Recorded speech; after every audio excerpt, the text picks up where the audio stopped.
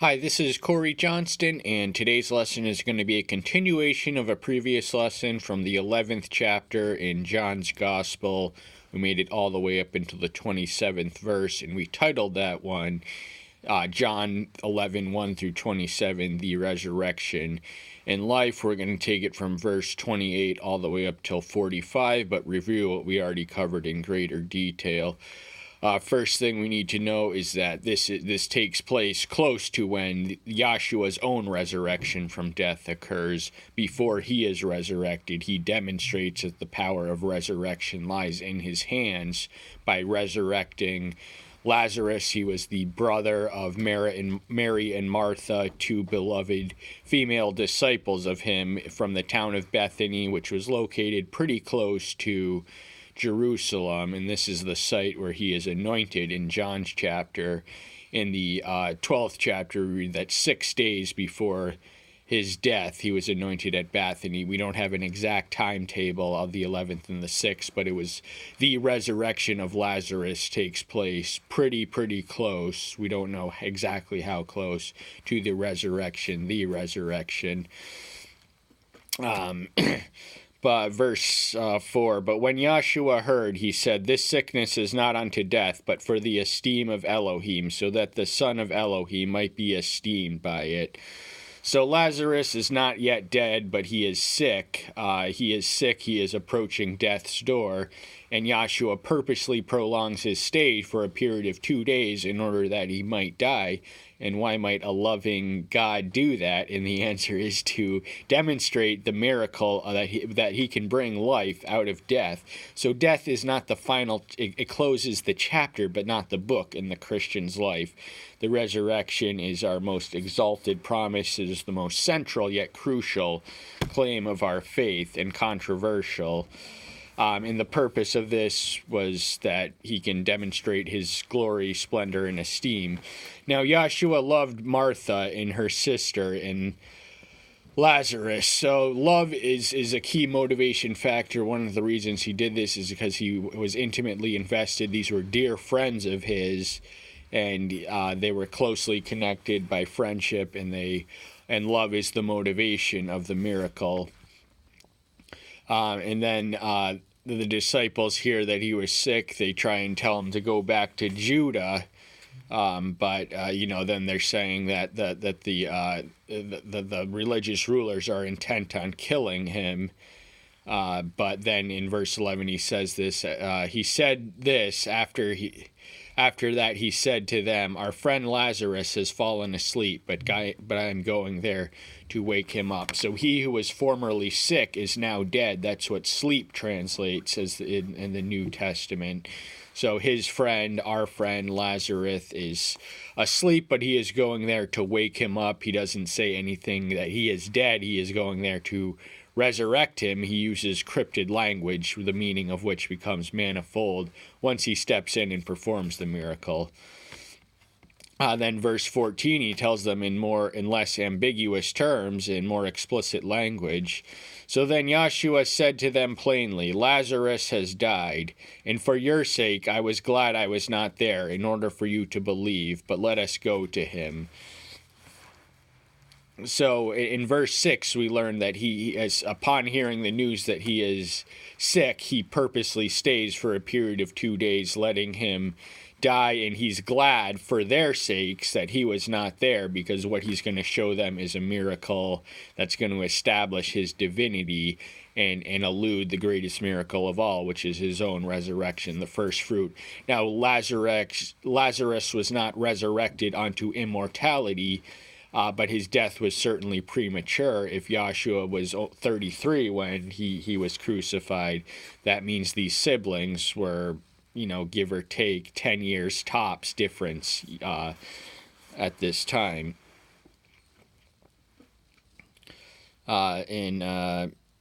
Many of the Jews, came. There was a funeral gathering because this man was dead. So all these Jews are coming to his two living sisters to mourn with them, comfort, console them. And then Martha, one of the sisters, hears that Yahshua was there, but Mary was sitting in the house in the way.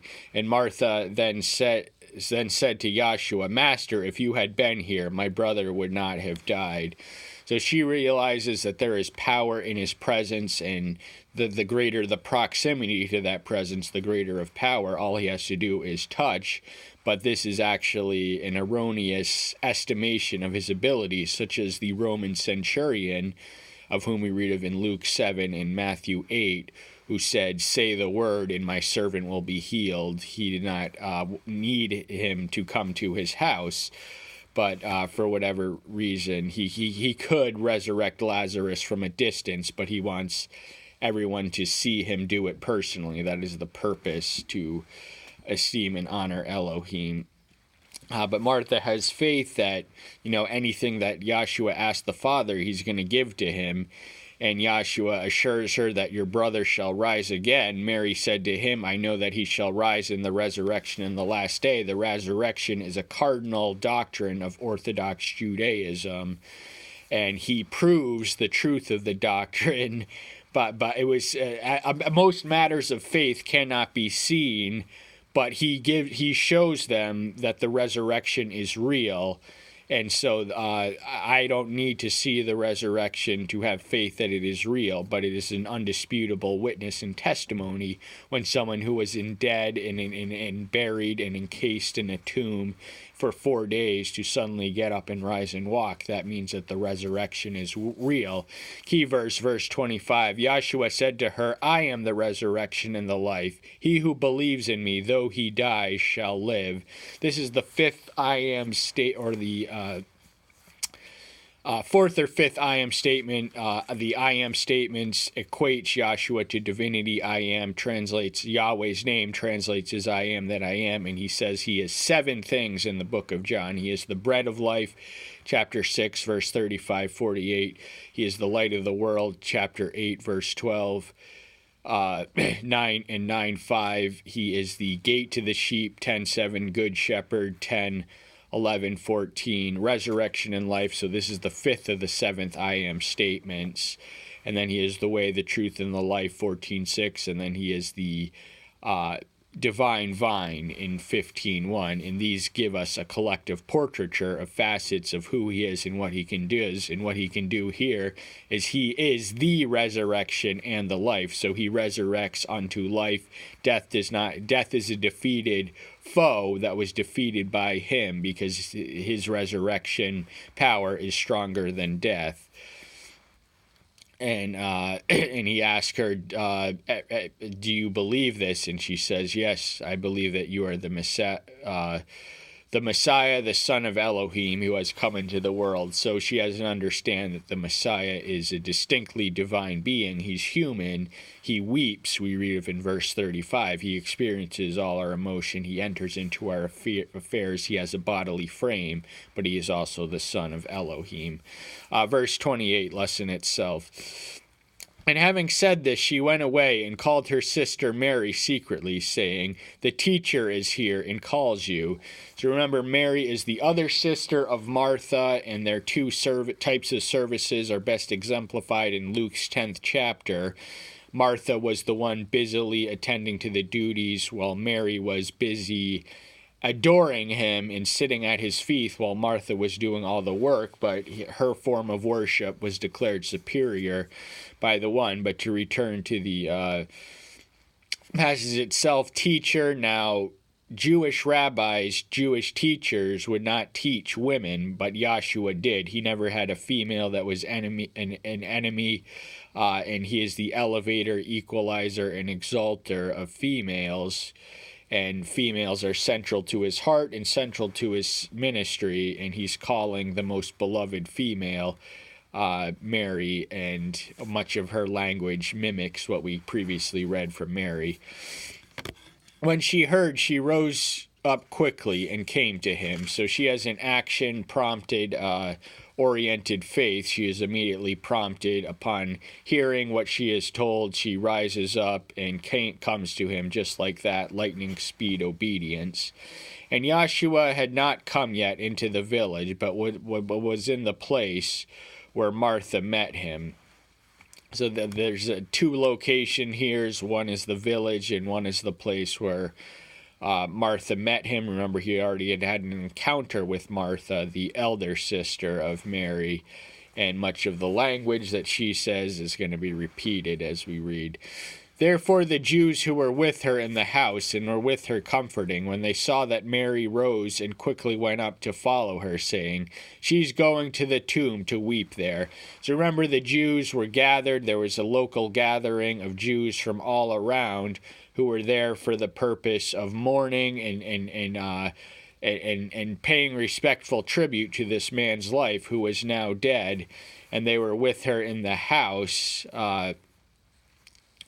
distinct from the village, and they saw that Mary rose up and came and went out and followed her. They immediately intuited that she was going to the tomb to bring her mourning there. She was going to visit her dead brother, view his actual body, and mourn and weep and grieve right where he was, as opposed to where they were right now.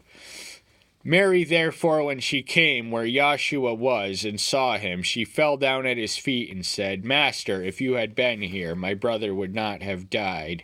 So Martha said the same thing in verse 21, and Mary just immediately prostrates herself in abject surrender, in abject submission to the to the Son of Elohim. And says to him, says the same thing. If you had been here, my brother would still be alive. He wouldn't have died. If you had only been here, I wish you were here. But this is a chink, an exposure of a chink in the armor of her faith. Her faith is contingent on his physical presence being there. The Roman centurion, whose beloved servant Joshua healed from a distance by his own word, Joshua responded that he had not seen faith like this in all of Israel. So that they are generally faithful people, but their faith is somewhat deficient in this point, in all objective honesty. Joshua, therefore, when he saw her weeping, and the Jews who came with her weeping, he groaned in the spirit, and he was troubled. So weeping has a contagious effect, and but Joshua his emotion is not. It eventually he weeps with them. We read of in the 35th verse. But now he's groaned in the spirit, so his emotion is a mix between anger and sadness. He is angered and saddened by the lack of faith on those gathered. They have no idea why he has come and what's going to happen. He's going to bring this man back to a newness and a wholeness of life. It's going to be as if he never died. He's going to touch him in the tomb, and he's going to bring him up. But the fact that they are all weeping, had they known that the resurrection in the life was coming in their midst and was there appearing on their behalf, they would not be weeping but rejoicing. So that's why he groaned in the spirit and was troubled. And he said, Where have you laid him? And they said, Master, come and see. So simple ask and answer exchange there. He wants to know where he's buried, where he is, so he can touch him and bring him back to life. And they invite him to come and see. They're going to show him where he is, so that they think he can mourn a beloved friend. Little do they know that he's going to do something more than mourn. He's going to turn those frowns upside down when he raises the recently deceased to a newness of life after a period of 4 days.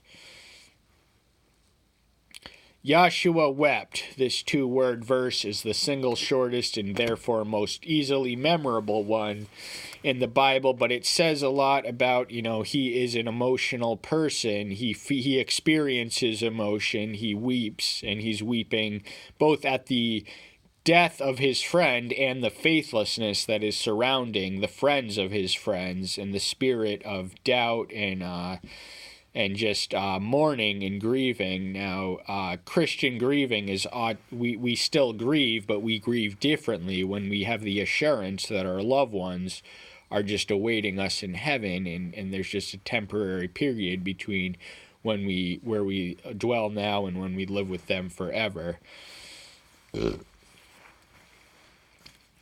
The Jews therefore said, "See how he loved him." So it is earlier mentioned in the 5th verse that he loved Martha and her sister and Lazarus. And the Jews, the mourners, Jews in John's language are seldom a neutral term, but Jews, he usually uses the term to describe the hostile, antagonistic ones. Hence, compelling many irresponsible exegetical interpretations that John was somehow anti-Semitic. But here the Jews, Joshua was a Jew, John was a Jew, it doesn't make sense that he could be an anti-Semite. He still had loved the Jerusalem and everything else. But the Jews here are noticing that he has an obvious affection and adoration for the one who is dead. And some of them said, "Was this the one who opened the eyes of the blind, but not also able to prevent this one from dying?"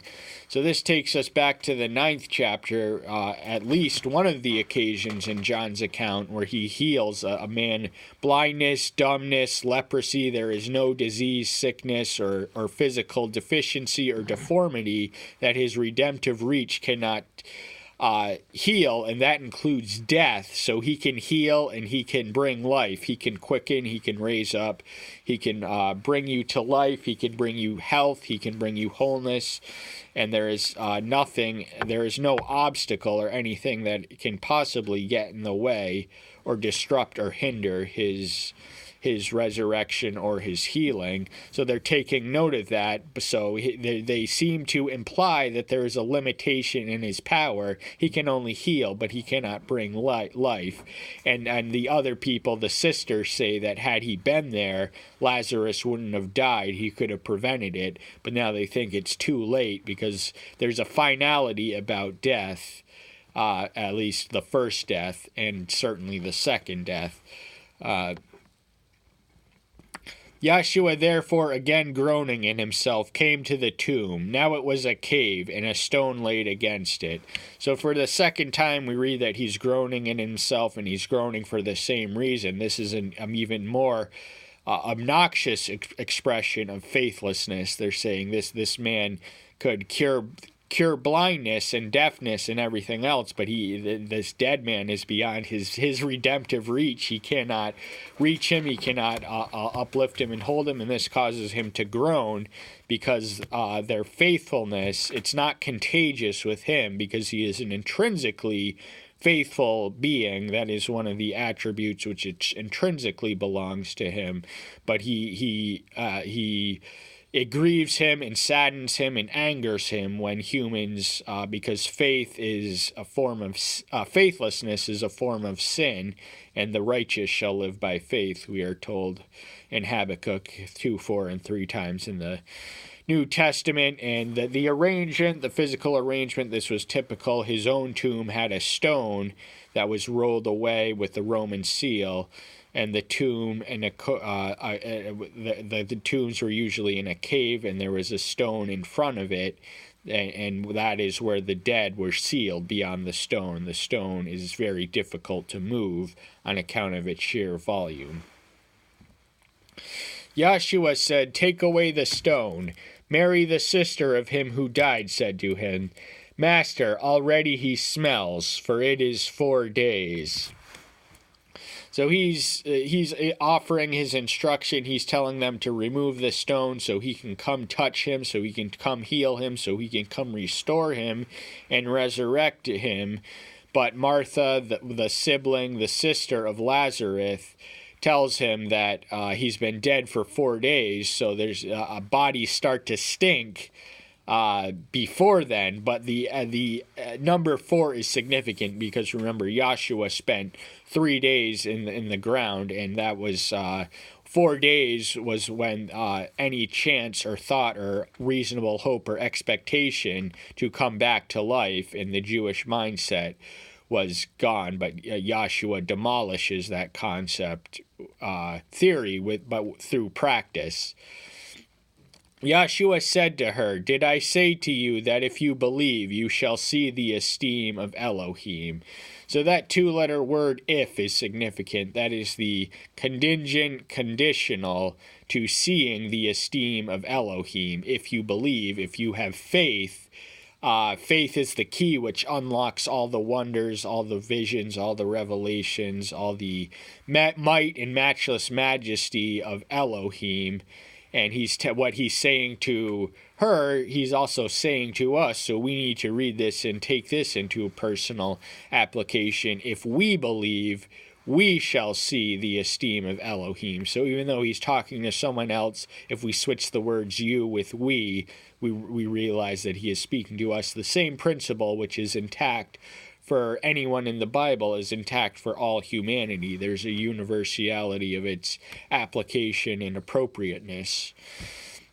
So they took away the stone where the dead man was laid, and Yahweh lifted up his eyes and said, "Father, I thank you that you have heard me." So the first thing after he does after they accommodate his request of removing the stone, which was separating access to the dead corpse of Lazarus, is that he is instinctively a man of prayer. So gratitude is his default state of mind. He thanks him for the opportunity, for hearing him, and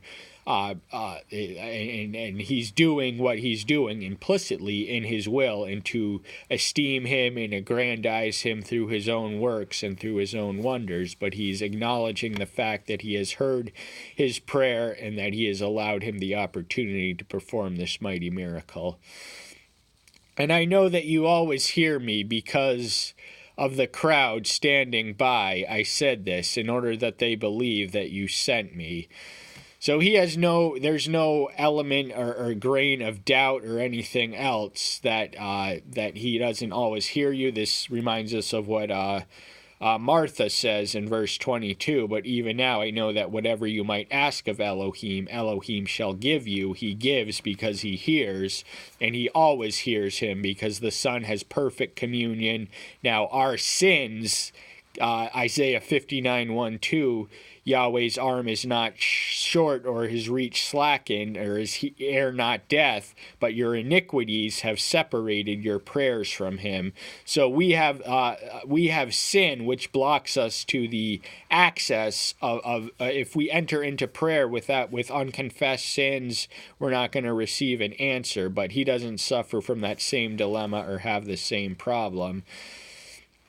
But he's just telling him that it was not because of him, but because of the crowd that had gathered and accumulated to witness this miracle. It was for their sakes that he said them, in order to prove that you sent me, that I and you are one, as we read of in 10:30. And that everything he's doing on his behalf and at his behest. "And when he had said this, he cried out with a loud voice, 'Lazarus, come out.'"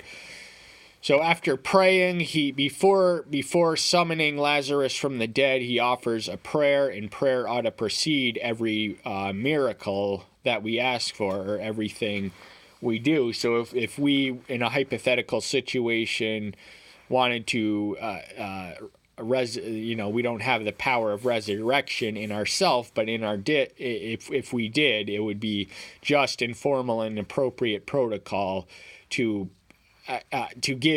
talk to Elohim before we call and command the dead. And that voice was loud enough to reach because Lazarus's ears and all his bodily organs and functions had ceased to function by this point.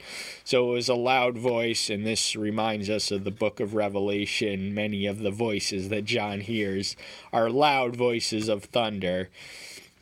Verse 44, final verse of this lesson. "And he who died came out, bound feet and hands with wrappings, and his face was wrapped with a cloth. Yahshua said to him, 'Loosen him and let him go.'" So the miracle is accomplished. He who had died is now alive. He was dead, now he's not anymore. Death is ordinarily 99.999% of the time final and permanent. There are some cases of people who have been brought back to life in medical emergencies that have legally and legitimately died. But Lazarus was dead for 4 days, and he's covered in the customary linen wrappings that the dead would have been, their death garbs. They wore garments. It was just the customary Jewish way of adorning their dead, and he's still in his grave clothes, and Yahshua tells him to loose him and let him go, let him live, get rid of the grave clothes, put on the grace clothes. So it is an act of grace that Lazarus has been given a new lease on life, and so too have we who have been born again. So take off the grave clothes and put on the robes of the righteousness of the Messiah. And that's all the time we have for today. Thank you so much. I'm so glad you're here. Stay tuned until next time. I'll see you then. Bye-bye.